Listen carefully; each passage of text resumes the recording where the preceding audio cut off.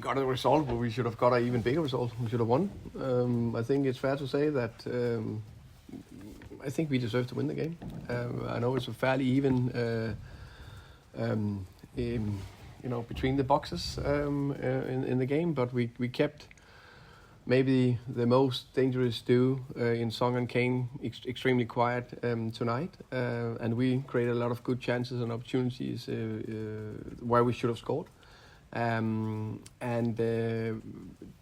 Doing that with a, as you say, pretty depleted team today. We are missing our normal, when we go to back three, normal Ethan Pinnock and Christopher, and the next one in line probably Sanka. We missed 3 centre backs. So we then decided to put Mads Rorslev in as an outside centre back, and then we normally would have played Sergio Canas. He was also out. And then we decided to play Saman Ghoddos. Our maybe best performing player this season, or most stable, Christian Eriksen, out in number 6 position. Vita stepping in. We know he can do that. He did that last year. But anyway, so we have the second best player in 4 positions against a fully strength Tottenham side that are fighting for Champions League. And that's a massive credit to the players first and foremost, to the staff who's done everything to prepare them, and to the structure we have in the team. So, you have some players, then they step in, and the culture. And then on top of that, you deserve to win. Crazy. You mentioned Saman Ghoddos, obviously played in an unfamiliar right wing back today. Obviously, I think his last start was against C at striker. So how do you feel like he fared in this position? It's quite rusty as well. I think Saman Ghoddos, I'm very pleased that you asked about that. I think he deserves so much praise. I think all you guys know how it is in different football clubs. It's easy to play every week. It's much more difficult not to be the starting, or maybe the player that is not getting that many minutes. But I think he's a fantastic example of the culture and togetherness we have. He's ready when he's called upon, playing midfielder, striker, winger, wing back, fantastic personality and character. And I think it's a big part of why we are pretty good, that we have this culture and togetherness, because you need that if you want to perform against the best clubs in the world. How did, am I right in thinking you had 4 players injured in training this week? Christopher yesterday with concussion.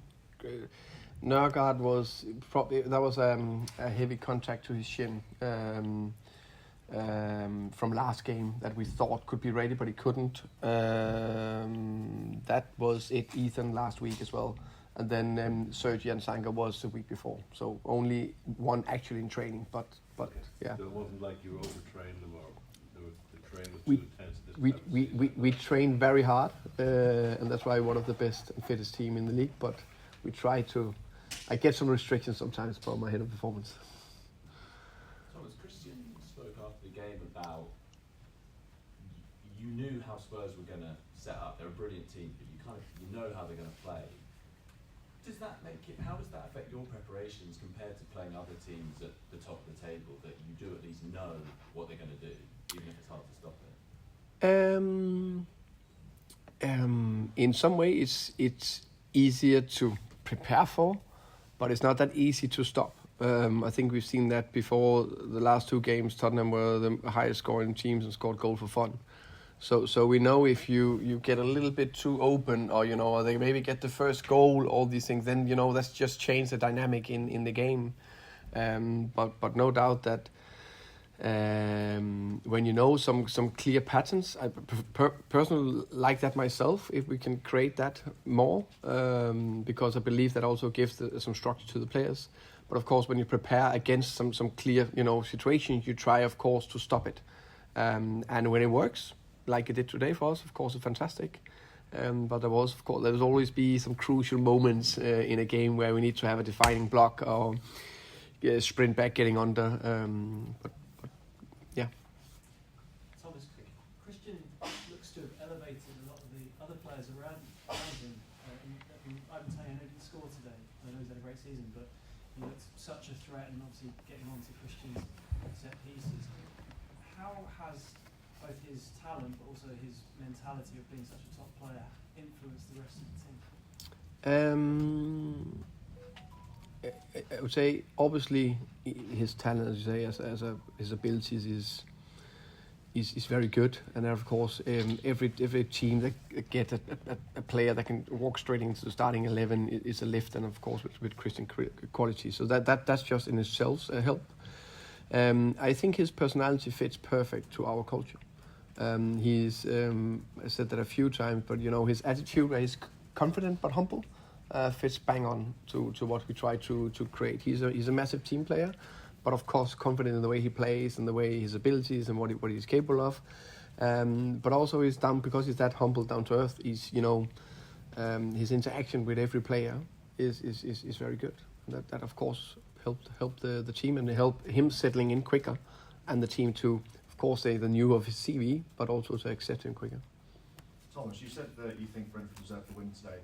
What was going through your head when Harry Kane's overhead kick went really just wide in the very last kick of the game, basically? I think it was more when Ivan hit the post and Brian just missed a second chance. That was the biggest moment for me. I agree, of course, something when I say, oh no, please don't score, when Harry Kane got it, but I could see the angle. It looked like it would be difficult from where I stood, at least. I don't know how big a chance it actually was in the end. But of course, I said, no, don't lose now.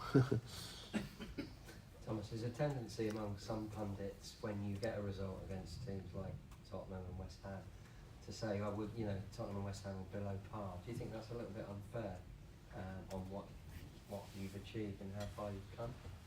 I think it's massively unfair. I think you need to look at the game and assess the game.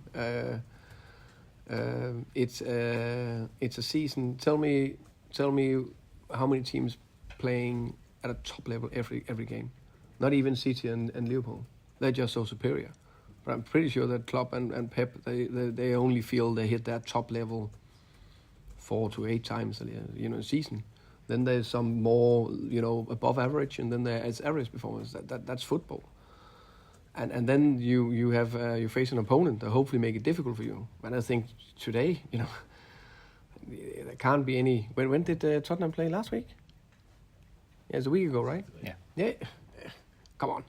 If anyone say that Tottenham is below par, it can only be us. And I know I'm maybe a little bit biased, but they came with a fully strength team. If you're in doubt of that, we had 5 or 6 injuries, and we still deserve to win.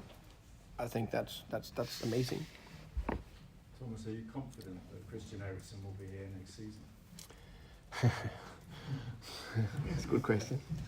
I would love to say that I'm confident. I'm very positive, and I'm very hopeful that he would stay, but it will be a decision in the end of the season. Just what you were saying earlier, Thomas, about how much he fits in to the club.